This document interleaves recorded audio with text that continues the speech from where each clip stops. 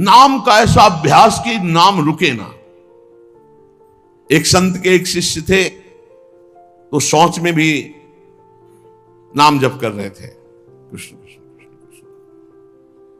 किसी ने देखा, जाके उनके गुरुजी से कहा, महाराज ये तो बहुत ही भ्रष्ट है। क्यों? बोले तो शौच में भी नाम जप करता है। ओ बड़ाई ना करके उसकी बुलवाया, शौच में नाम जप करते हो? गुरुजी ने कह दिया। दूसरे दिन ऐसे जवान पकड़ के शौच में बैठा, और वो जो दोष दर्शन करने वाले होते हैं, वो सब उनका एक चश्मा अलग होता है, वो छिद्रान्वेषण, दूसरों के दोष ही देखा करते हैं। दूसरे दिन वो गए, बोले महाराज आज तो मुंह में हाथ डाले बैठा, ऐसे ऐसे बैठा था। तो बुलाया और कहा, भाई वैष्णव होकर तुम अवैष्णव काम करते हो, शौच के समय ऐसा नहीं, मुख में हाथ क्यों डाले थे? तो रोने लगे, बोले गुरुजी आपकी आज्ञा भी नहीं टाल सकते, और मुझसे नाम के बिना रहा नहीं जाता, इसलिए मैंने जवान पकड़ा कि जवान से नाम ना निकले, पर उस समय भी हृदय से चल रहा था, हृदय से लगा लिया और कहा, बेटा तुम्हारा जीवन धन्य हो गया। गुरु के मना करने पर भी नाम जब ना उनकी आज्ञा का पालन हो, तो इसलिए जवान पकड़ लिया, पर खुल के कह दिया कि गुरुजी शौच में भी हृदय से नाम चल रहा, हम नहीं छोड़ पाएंगे। तो बोले यही जीवन का सार, और हृदय से लगा लिया। और छिद्रान्वेषण वाले को कहा, आज के बाद हमारे सामने मत आना, हमसे रहा ना जाए, हमको कसम दिला दी जाए तो भी ना रहा जाए। एक संत के पास एक गए, बोले 18 साल से आपने कहा था राम राम जप को, तो हमने जप किया, लेकिन हमको कोई दिव्यता तो समझ में आई नहीं। तो उनका, अच्छा हमें गुरु मानते हो? बोले हाँ गुरु मानते हैं, आपको पक्का मानते हैं। बोले तुम्हें हमारी कसम है, बस कल तक ये नाम ना जपना, फिर कल आओगे तो हम ऐसा मंत्र देंगे कि बहुत जल्दी तुम्हारे को सिद्धि प्राप्त हो जाएगी। तो ठीक है, प्रणाम करके चले, हुआ अभ्यास। अब गुरुजी ने कसम खवाई तो सीढ़ी नहीं उतर पाए, रो के आए, बोले गुरुजी ऐसा तो नहीं हो सकता, अब नाम तो नहीं छूट सकता गुरुजी, आपने कसम खवा दी, इतनी देर में कितने नाम चल गए गुरुजी, अब ऐसा नहीं। बोले बस यही मिला 18 साल से, जो नाम में तुम्हें प्रियता हो गई, अब क्या दुर्लभ रह गया? आगे जब इसका फल प्रकाशित होगा तो सच्चिदानंद भगवान का मिलन। तो हमारा स्वभाव बन जाए कि रहा ना जाए बिना भजन के, हमारा जीवन भजन बन जाए। मत प्राणा उसे ही कहते हैं, हर श्वास में भगवान का स्मरण। गोपीजनों के लिए भगवान ने कहा, मन मनस का ता मन मनस का मत प्राणा मदर्थ त्यक्त दहिका। मन मनस का, उनका मन मैं हूं, उनका प्राण मैं हूं। गोपियों के हृदय में श्री कृष्ण प्राण है, गोपियों के मन श्री कृष्ण है। मेरे लिए समस्त देह सुखों का त्याग कर दिया। देखो भगवत प्राप्ति ऐसे नहीं होती, मेरे मन से जीवित हैं गोपियां। भगवान ने कहा मेरे प्राण ही गोपी के प्राण है, भगवान के प्राणों से अनुप्राणित, भगवान के जीवन से जीवित। ये क्यों? भगवत स्मरण। हर श्वास तो भगवान को प्राण समर्पित, हर वृत्ति तो चित्त और मन समर्पित, पूरा निश्चय भगवान मेरे तो बुद्धि समर्पित, और अहम भगवान के दासत्व में समर्पित। जब श्री भरत जी महाराज चित्रकूट जा रहे हैं, तो भरद्वाज जी के आश्रम में तो उनको रात्रि में बड़ा संकोच हो रहा है भरद्वाज जी से एकांत में मिलने की, क्योंकि भरत जी को एक अंदर चुभन थी कि मेरे को ही लक्ष्य बनाकर कैकेयी मैया ने राम जी को 14 वर्ष का वनवास, तो बड़ा कि मैं ही ऐसा कलंकी हूं जिसके कारण मेरे प्रभु को इतना कष्ट, तो बड़ा सकुच कर रहे थे। और वहां चर्चा हो रही थी, भरत जी पधारे हैं तो कहा, भरत सरिस को राम सनेही, जगु जप राम राम जप जेही। अरे भरत जैसा राम प्रेमी कौन हो सकता? सारा संसार राम राम जपता है, पर राम जी क्या जपते हैं? श्री भरत श्री भरत श्री भरत। भरत सरिस को राम सनेही, जग जपु राम राम जपु जेही। भरत जी के समान कौन प्रिय? क्यों? भरत जी जैसे राम जी को निरंतर जपते, ऐसे राम जी श्री भरत ऐसा जपते हैं। प्रेमी का हृदय हर समय अपने प्रीतम के चिंतन में तन्मय रहता है। विलक्षणता उसी में आती जो निरंतर भजन परायण रहता है। भगवान का स्वभाव, भगवान की महिमा, भगवान का प्रभाव उस भक्त के हृदय में उतरने लगता है जो निरंतर भगवत चिंतन परायण रहता है। यहां सावधानी रखनी है। भजन परायण होने पर भी हमारे अंदर चाह नहीं पैदा हो रही तो कोई न कोई हम में त्रुटि हो रही है।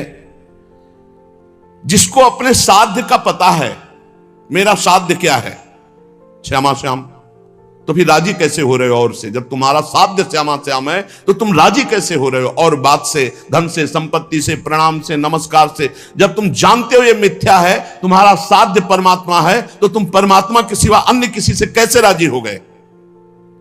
साधना की विघ्न जिनसे हमें बचना है, ये विघ्न है। अपने आराध्य देव साध्य के बराबर किसी को नहीं रखना।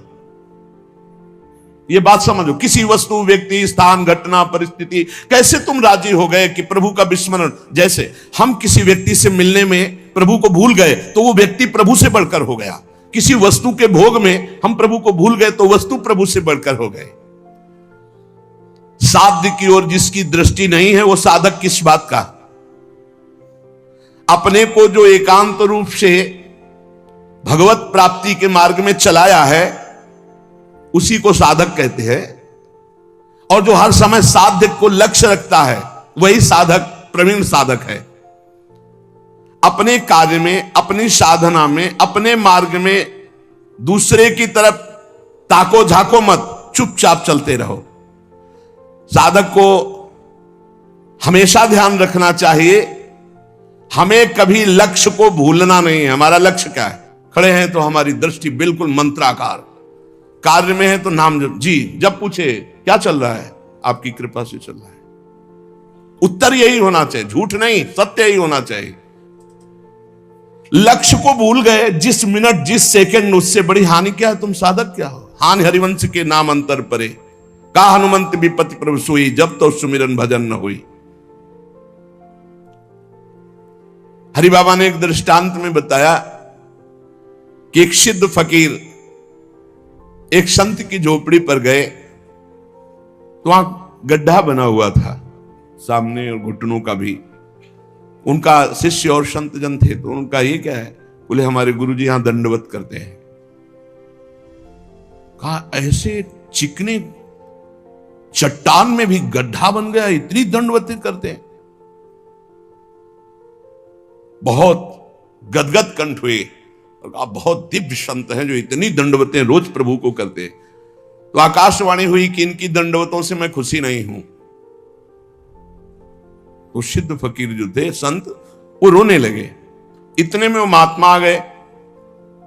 अरे देखा कृष्ण, तो प्रणाम किया, उनका दंडवती करना स्वभाव था, प्रणाम किया। वो रो रहे थे, उनकी तरफ बड़ी दुखद दृष्टि से देख रहे थे। तो उनका, प्रभु आप रो क्यों रहे हैं? तो उनका, तुम्हारे लिए रो रहा हूं। हमारे लिए क्या परेशानी है? हमको क्या परेशानी? बोले आप इतनी मेहनत करते हैं, इतनी दंडवत करते हैं, और आकाशवाणी हुई है कि प्रभु आपकी दंडवतों से, नमन से खुश नहीं है। वो नाच पड़े। बोले सच्ची? बोले हाँ। बोले प्रभु ये तो बड़ी खुशी की बात है कि मैं दंडवती करता हूं, प्रभु को ही पता है, प्रभु देख रहे हैं कि मैं उनको दंडवती करता, इसमें रोने की क्या बात है? ये तो बहुत खुशी की बात है। वो खुश है कि नहीं खुश, इसका परिणाम मिलेगा कि नहीं। सबसे खास बात है कि हर दंडवत वो हमारी देख रहे हैं, हर दंडवत। बड़ा आनंद से प्रफुल्लित होकर वो रोने लगे, आनंद अश्रु, इस बात से कि प्रभु मेरी हर दंडवत को देख रहे हैं, स्वीकार करें ना करें, लेकिन मेरी दंडवत को देख रहे हैं, मेरी साधना को देख रहे हैं। थोड़ी देर में यह आकाशवाणी फिर हुई, ऐ संत मैं तुम पर बहुत प्रसन्न हुआ, तुम जो चाहो मांग सकते हो। तो जो सिद्ध महापुरुष आए हुए थे उन्होंने कहा अभी तो आपने आकाशवाणी की थी कि इनकी बंदगी, इनकी दंडवत से आप प्रसन्न नहीं, अभी आप कहते हैं मैं बहुत प्रसन्न हूं, तो इतनी देर में कौन सी साधना हो गई? बोले इतनी देर में जो इनका अपनापन मेरे लिए है, उमंग है, वो इनकी जो जागृत हुई, उसी उमंग और अपनेपन से मैं बहुत प्रसन्न हो गया और इनकी साधना पूर्ण हुई। एक क्षण लगता है। हमको ये नहीं देखना कि इसका परिणाम क्या होगा। हमको अपनी दिनचर्या, अपनी नियमावली करना, इसी से भगवान भी कह दे मैं प्रसन्न नहीं, तो ये बात तो है कि आप देख रहे हो ना, बस इतनी बात बहुत है, आप देख रहे हो बस। शनै शनै रूपरमेद बुद्धिया धृति गृहीतया आत्मसंस्थम मनः कृत्वा न किंचित चिंतयेत। धीरे धीरे ऐसा अभ्यास बनाओ, सब जगह से मन को बार बार हटाकर नाम में लगाओ, और कुछ चिंतन ही न हो, अपने प्रभु का भजन। दूसरी किसी वस्तु, व्यक्ति, चीज का चिंतन ना होने पावे। जहां जहां मन जाए वहां वहां से हटा करके अपने लक्ष्य में, अपने प्रभु में। साधक धैर्यवान होना चाहिए, विश्वासी होना चाहिए, विचलित नहीं हो जाना चाहिए कि अरे बहुत प्रयास किया मन नहीं लगा। नहीं, हम प्रयास करते रहेंगे। जब हम रात्रि में टहलते हैं तो एक राधा राधा राधा राधा राधा राधा राधा राधा राधा राधा राधा राधा ये ऐसे आवाज आती है, वो कोई साधक करते हैं, बहुत अच्छा लगता है कि मानो 1:45 बजे नींद आ जाए, खड़े हुए बालकनी में नाम राधा राधा राधा राधा राधा राधा राधा राधा। अरे यहां मेहनत करनी, मेहनत करके, प्रयत्न करके हमको अपना मन भगवदाकार बनाना, चिंतन परायण बनाना। बहुत अच्छा लगता है जब साधक कोई साधना में प्रवृत्त होता है। थोड़ा जाग, अपने स्वरूप पे जाग, इन सबको झटका मार। बहुत जोर का तुम्हारे पास करंट पावर है भगवान का, तुम में जो शक्ति है उसको जागृत करो। बहुत शक्तिवान हो तुम, साधारण नहीं हो, भगवान के जन हो। जब तक हमारी भजन में रुचि, भजन में प्रवीणता, हम भगवान को अपना जीवन दे दें, ये जीवन केवल भगवान की प्राप्ति के लिए है, भगवान हमको वैसे संग करवा देंगे, वैसे ही भजन मिला। एक चीज तो समझ लो, साधक वही जो जिद्दी स्वभाव का, ये बात समझ लो, साधक वही जो जिद्दी, भजन में जिद करके लगना पड़ता है। जैसे भजन में पूर्व में था कि बैठे थोड़ी देर भजन हुआ, फिर नींद आने, खड़े हो गए और टहल रहे हैं, बाहर निकल करके टहल। हमें नींद में समय बर्बाद नहीं करना। एक नियत समय तुम्हें दे दिया देह को सोने का, 5 घंटे, 4 घंटे, 3 घंटे, जितना अभ्यास में ले पाए। इसके बाद अब नहीं कि तुम झटका मारो। हर प्रयास किए, ठंडा पानी बिल्कुल ठंडा रख लिया है, सर्दी में कंबल ओढ़ा नहीं, पूरा अब ठंडी में कांप, अब नींद आवे, लड़ा जाता है। बहुत आनंद का विषय है जिस मार्ग में आप चल रहे हैं। अपने आप को भगवान के चरणों में समर्पित करके निरंतर भजन का अभ्यास, तो तेसा महम समुद्धरता मृत्यु संसार सागरात भवामि न चिरात पार्थ मैयावेशित चेतसाम। इस शब्द पर ध्यान करो, मैयावेशित चेतसम, मेरे में आवेश चित्त वाला। भजन का आवेश हर समय बना हुआ है, भजन का आवेश और कोई चाह नहीं। एक रबिया जी बड़ी संत हुई है, उन्होंने कहा कि अगर मैं स्वर्ग चाहूं तो मुझे जरूर नरक भेज देना प्रभु, अगर नरक से बचना चाहूं तो और भयानक कष्ट देना प्रभु, पर यदि आपको चाहूं तो छुपना मत। अगर आपसे और कुछ चाहूं, सुख चाहूं तो दुख दे देना, स्वर्ग चाहूं तो नरक दे देना, अगर हमारी नरक ना जाने की इच्छा हो तो और भयानक कष्ट दे देना। लेकिन यदि मैं भजन चाहूं और आपको चाहूं तो इसमें धोखा मत कर देना। मैं आपको चाहती हूं, आप हमारे हृदय की बात जानने वाले हैं।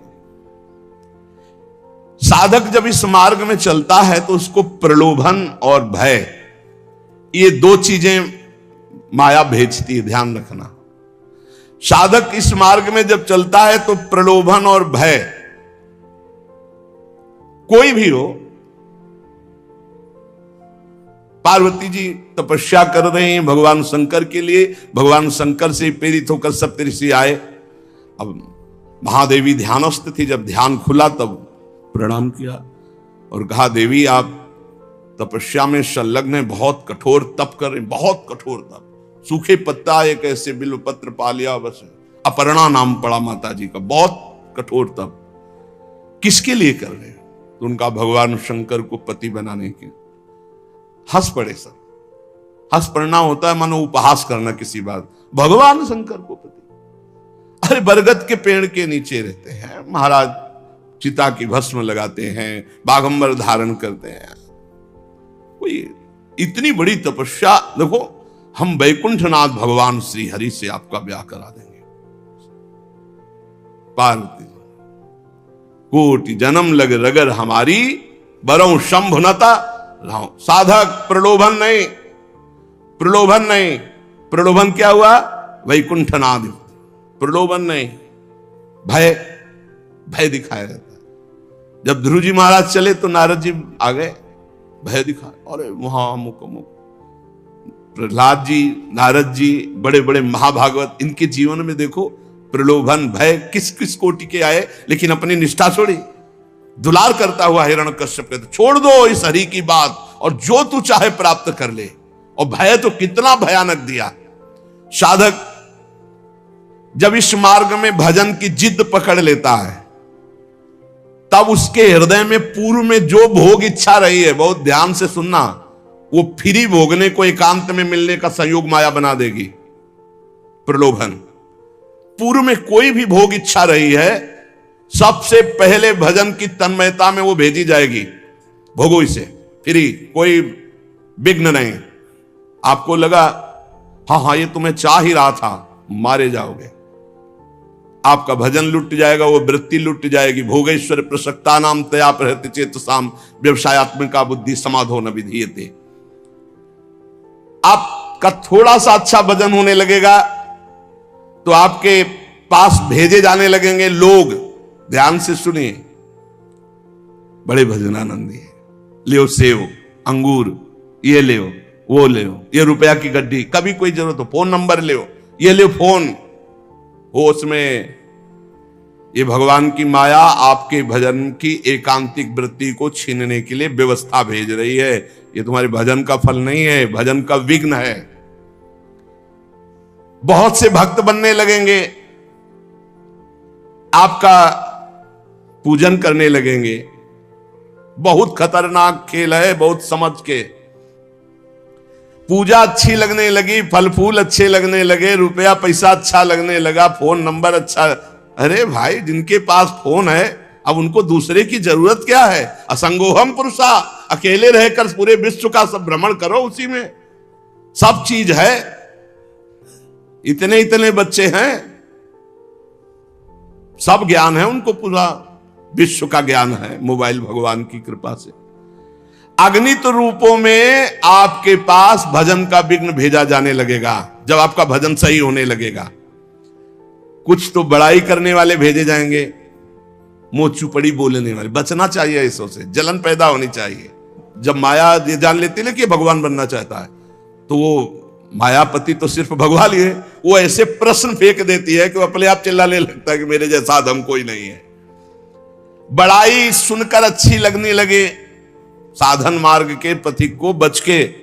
साधन की सिद्धावस्था है, सबके चरणों में वंदना करो, सब इष्ट रूप है, हम सबके दास हैं। शो अनन्य गति जाके स्मति न टरे हनुमंत, मैं सेवक सचराचर रूप स्वामी भगवंत। कहीं धोखे में मत आ जाना। मान देने वाले, पूजा करने वाले, फूल चढ़ाने वाले, प्रलोभन देने वाले, ये तुम्हें भ्रष्ट करने आए हैं, तुम्हें ऊंचे उठाने नहीं आए। ध्यान रखना।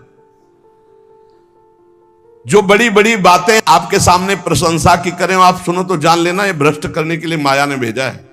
ये माया का पार्षद है। मुझे राधा राधा राधा राधा, सावधान, हे हरि बचाओ, हे प्रियाजू बचाओ। अगर इनसे बच गया तो आगे सिद्धियां आती है। सिद्धियां किनको आती हैं? जो इन सब से बच गया।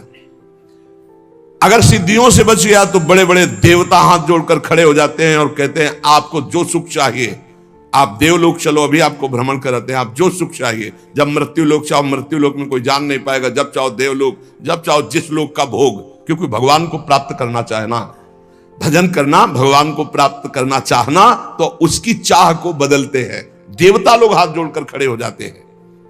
बड़े बड़े देवता लोकपाल उसके सामने आने लगते हैं। आप वरुण लोक चलो, आप इंद्र लोक चलो, आप वायु लोक चलो। साधक भय और प्रलोभन आखिरी तक, जब तक भगवान के दर्शन न हो जाए, कुछ स्वीकार न करे, इनसे बचा रहेगा तो भजन सफल हो जाएगा। एकनिष्ठ साधक ही जीत सकता है इन प्रलोभन और भय से। अपने गुरुदेव को आदर्श मानकर बस उनकी आज्ञा पर छुप करके अपने आप को छुपा कर भजन करके भगवत साक्षात्कार कर ले। फिर भगवान जब करवाना चाहते हैं जगत मंगल, फिर वो सारी जिम्मेवारी उनकी होती है। हमारा मार्ग कैसा है ये हमें केवल गुरुदेव से देखना है और किसी व्यक्ति से सलाह नहीं लेनी है। फिर हमें कोई बुरा कहता रहे तो हमें कोई परेशानी नहीं, क्योंकि हम गुरुदेव से मिलकर चल रहे हैं। बस साधक मार्ग पर चलने वाला है, अभी सिद्ध तो हुआ नहीं, इसलिए उसे कभी भूलकर कोई दूसरा भरोसा नहीं कर लेना है। भरोसो जाए दूसरों सो करो। अगर किसी का भरोसा कर लिया तुम्हारा मार्ग रुक जाएगा। भरोसो जाए दूसरों सो करो। मोई तो सावन के अंधे जो सूझत रंग हरो ही हरो। हमारी महारानी, हमारी लाडली जो जैसे रखे वैसे हम महानता आनंद का अनुभव करेंगे। दूसरे से नहीं, बने तो रघुबर ते बने, बिगड़े तो भरपूर, तुलसी और अंते बने ता बनवे पे धूर। अनन्यता, निष्ठा, इष्ट प्रियता।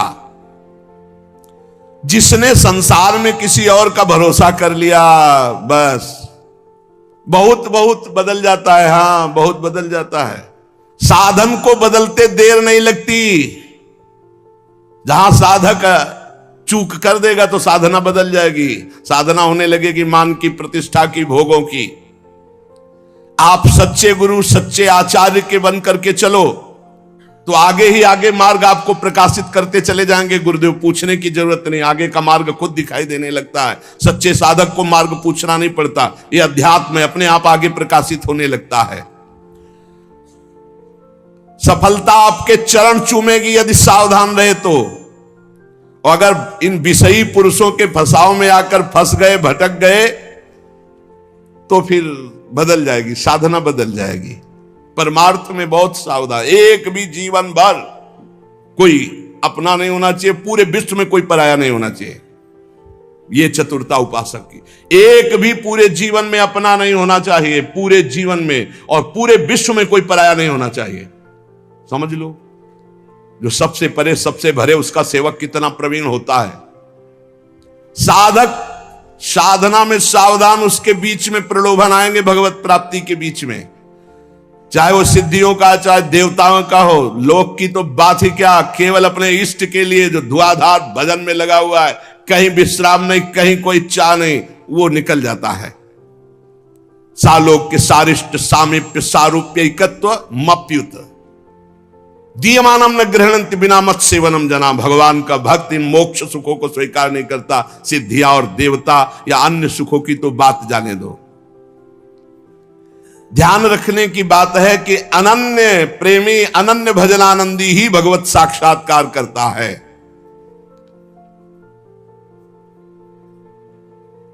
जब भजन सही होने लगता है तो फिर इसके बाद एक नशा चढ़ता है, तो उपदेश देने का मन शुरू हो जाता है। बहुत उत्तम महापुरुष है भाई जी महाराज। साधक को बचाने के लिए एक छोटी छोटी सी बात को उपदेश लोगों को दे करके अपने को श्रेष्ठ समझ करके वो भजन से उतरने लगता है। जीवन आपको याद होगा पीछे सुमति, जब नरकों के चरित्र का जो, उसमें सुमति जी का इसी में परमार्थ बिगड़ गया था। थोड़ी भी बात अभी जीवन में अध्यात्म की आई नहीं, उपदेश शुरू कर दिया तो भ्रष्ट हो जाओगे, नष्ट हो जाओगे। एक संत गए थे श्री सीताराम ओंकार नाथ जी महाराज जी के पास, तो देखा और कहा कि क्या करते हो? तो हम कहा कि उपदेश का प्रवचन।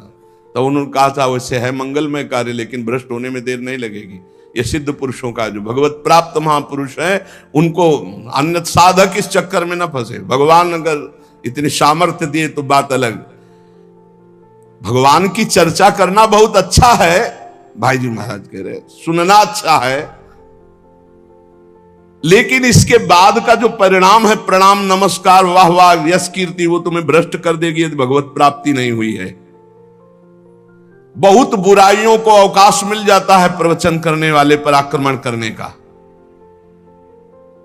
अच्छे से फुर्सत में हमारी बात चिंतन करना, एकांत में।